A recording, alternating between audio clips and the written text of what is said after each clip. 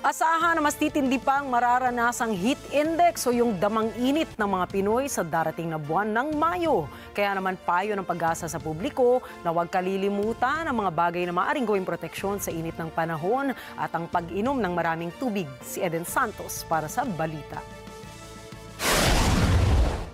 Nagbabala ang Philippine Atmospheric Geophysical and Astronomical Services Administration o Pag-asa sa posibleng mas mainit na panahon.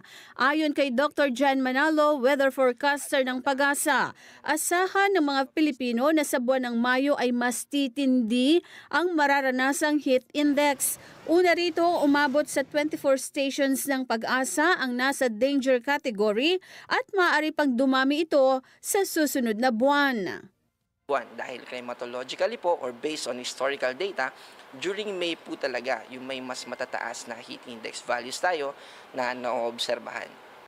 Dahil dito, patuloy na pinapayuhan ng Pag-asa ang publiko na huwag kalimutan ang mga pananggalang sa init ng panahon at maging ang pag-inom ng maraming tubig. Kayo man ay magsuswimming o kaya ay expose sa araw ang inyong trabaho. Makatutulong umano ang mga ito upang makaiwas sa epekto ng heat index sa ating kalusugan. So inaabisuhan po natin yung ating mga kapwa Pilipino na maging mapagbantay po, magdala po tayo lagi ng tubig at kung hindi naman po maiiwasan, halimbawa po yung trabaho natin ay talagang direct na nasa labas at nasa exposure tayo under nung sunlight or yung ganito kataas na heat index, ay magsuot po tayo ng mga protective na mga kasuotan like payong, sombrero at mga komportabling kasuotan. Hindi yung makapal but yung mga light colors at saka komportabling kasuotan. At ayun, mahalaga po yung pag-inom ng tubig palagi. Kaya naman ang publiko kani-kanyang diskarte upang makaiwas sa matinding init. Ngayon pong mainit na panahon, ang pananggala ko po sa mainit na panahon ay payong. Sa sobrang init ng panahon, ang nagiging pananggalan ko para ito lagi kong dala-dala. At kapag nasa bahay naman ako, nakakailang ligo ako sa buong maghapon bago sa umaga pagkagising ko dahil sobrang init, talagang hindi ako makatiis talaga, laging pinapawisan.